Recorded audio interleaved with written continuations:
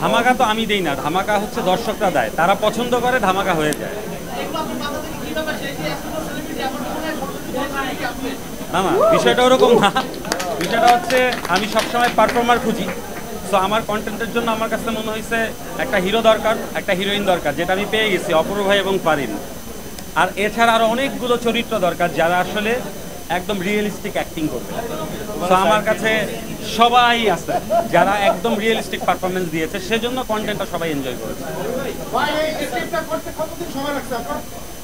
আসলে একটা স্ক্রিপ্ট করতে তো অনেকদিন সময় লাগে, বাট একটা গল্প আমার কাছে, যেহেতু আমার গল্পের স্ক্রিপ্ট ডেভেলপমেন্ট সব কিছু আমার নিজেরই করতে হয়। সো আমার কাছে ধরেন এখনও অনেক গল্প আসে যেটা হয়তো বা আমি আজকে থেকে 2 বছর পরে বানাবো। তো আমার প্রত্যেকটা গল্প আমি আসলে অনেক সময় নিয়ে যত্ন করে করি, সেজন্য অনেকদিন পর পর আমার কাজ আসে।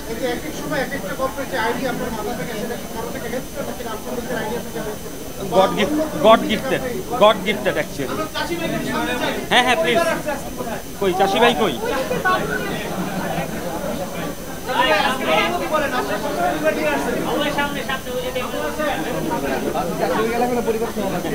কি বলবো, অনুভূতি কি বোঝানো যায়? বলা যায়?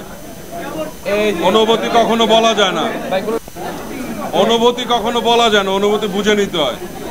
একটা মানুষের চেহারা দেখে, তার কথাবার্তা বলে সবকিছু মিলে অনুভূতি বুঝে নিতে হয়। কারণ আসছে তো হাউস সুইট দেখতে, পরিবেশ পুরাটাই সুইট থাকতে হবে, ঠিক না?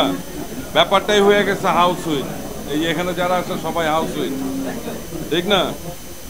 আর আমার একটা প্রশ্ন, এই যে এত ক্যামেরা, সবার কেমন লাগছে সেটা বলো।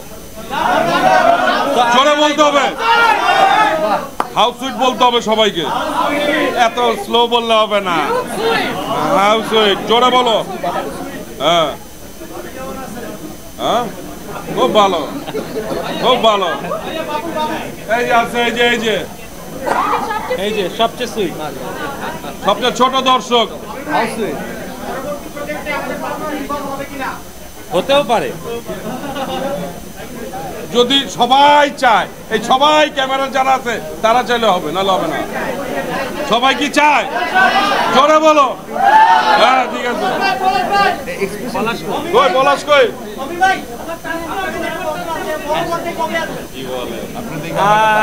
আসবো শুন, শীঘ্রই আরেকটু প্রিপারেশন নেই, তারপর চলে আসবো। আসলে ধামাকা কিনা জানি না, বড় পর্দায় আসার জন্যই আসলে প্রস্তুতি নিচ্ছি। তো চেষ্টা করছি, প্রতিনিয়ত শিখছি। আমার কাছে মনে হয় যে আরেকটু সময় প্রয়োজন, সঠিক সময়ে আমি বড় পর্দায় আসবো। অবশ্যই টার্গেট বড় পর্দা, সেজন্যই আমি চেষ্টা করছি ওটিটিতেই এক ধরনের সিনেম্যাটিক এক্সপিরিয়েন্স দিতে দর্শককে। যারা আসলে ঘরে বসে ওটিটিতে, মোবাইলে বা টিভিতে আমার ফিল্মটা দেখবে, তারা যাতে এক ধরনের সিনেম্যাটিক এক্সপিরিয়েন্স পায়, এবং তারা যাতে এই আইডিয়াটা করে যে আমি যখন বড় পর্দায় কাজ করব তখন তারা কেউ ঠকবে না। এটা ডিরেক্টর জানে, এটা ব্যাচেলার পয়েন্টের ডিরেক্টর হচ্ছেন অমি ভাই। ব্যাচেলার পয়েন্টের শুরু থেকে শেষ পুরোটা ভাবনা হচ্ছে অমি ভাই। আসলে এটা অমি ভাই ডিসাইড করবে এবং অমি ভাই সিদ্ধান্ত নেবে, বা কিংবা অমি ভাই আপনাদেরকে জানাবে কবে তিনি ব্যাচেলার পয়েন্ট নিয়ে আসবেন। আমরা অপেক্ষা করতেছি আপনাদের।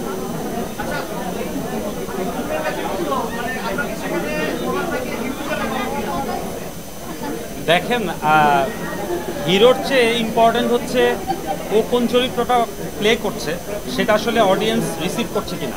তো আমার কাছে মনে হয় যে পলাশ একজন অভিনেতা, ওর অভিনেতাই থাকা উচিত, ও অভিনেতাই হোক। আর কিছু জানতে চাইলে বলুন। এই যে হাউস সুইট আসছে, আপনি যে আসলে এটাই আর কিছু নাটক আসছে, ডেফিনেটলি আমি চেষ্টা করবো সবগুলোই দেখা ট্রাই করবো, একটা বাসায় যেমন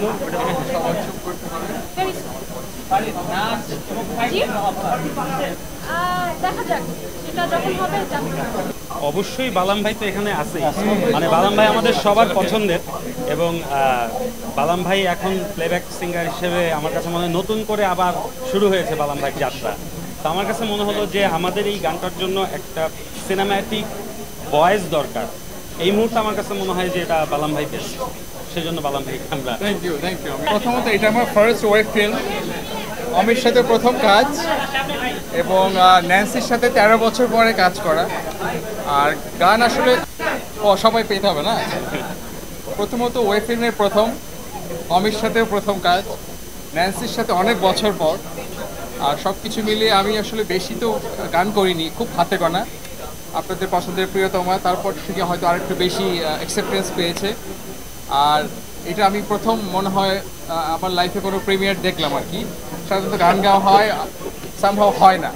এবং ফারিন এবং অপূর্বর মানে ওদের দেখে আমি ওকে বলছিলাম আর কি যে এটা আমার কাছে মনে হচ্ছে একদম ফিল্মের একটা ফিল্ম, পুরা ফিল্মের একটা ফিল্ম মনে হচ্ছে যে একদম ওই ফিলেই চলে আসছে। অনেক ওয়েব ফিল্ম বা টেলিফিল্ম বা আমরা যা দেখি এটা একদম আমার মনে হচ্ছিল যে এটা ফিল্মের একটা ইমেজ দিচ্ছে। এবং আমি প্রথম দেখলাম পুরোটার মধ্যে যেটা আমি অডিয়েন্স হিসাবে, আমি তো গানের মানুষ, কোনো জায়গায় কোনো মানে চিন্তা করার আগে ছবি শেষ, মানে এত স্পিড এবং এত এন্টারটেইনিং।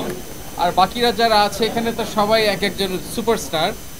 এবং আমি ফারিনের সাথে আমার হয়তো এরকম সামনাসামনি দেখা হয়নি এই প্রথম, বাট আমি ওকে বলছি যে অ্যামেজিং অ্যাক্টিং, এত ন্যাচারাল অ্যাক্টিং করে ফারিন, এবং আমার মনে হয় বেস্ট অফ লাক। হ্যাঁ, আর অমৃত ফাটিয়ে দিয়েছে, ইনশাল্লাহ আরও ফাটাবে সামনে, এই আর কি। Thank you so much. আমরা সবাই অপূর্ব ভাইকে অনেক miss করি। হ্যাঁ, অপূর্ব ভাইকে আমরা সবাই খুব মিস করতেছি। অপূর্ব ভাই থাকলে আসলে খুব ভালো হতো। ইনশাল্লাহ নেক্সট টাইম হয়তো বা বড় পর্দার সিনেমার জন্য অপূর্ব ভাইকে পাশে পাবো। আমার কাছে মনে হয় ঈদের দর্শক হাউস সুইট দেখুক। হাউস সুইট দেখলে আসলে তারা বুঝে যাবে যে সামনে আসলে হাউস সুইট কিছু আসছে কিনা। ও আমরা আসলে যে পরিমাণ মজা আপনারা স্ক্রিনে দেখছেন তার থেকে আরো 50 ভাগ বেশি মজা আমরা অফ স্ক্রিন করেছি actually. So there is a very nice video, আমাদের মায়া মায়া লাগার একটা ওটা সামনে আপলোড হবে। সামনে আপলোড হবে। So, মানে আমাদের ভিলেনের সাথে ওর একটা ভিডিও আছে মায়া মায়া গান। সেখানে আমি আমার পার্ট প্লে করেছে পারুল ভাইয়া আর অপূর্ব ভাইয়া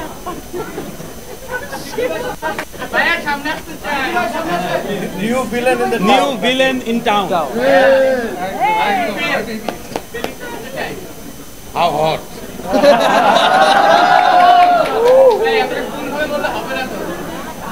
হয়তো দিয়ে দাও আর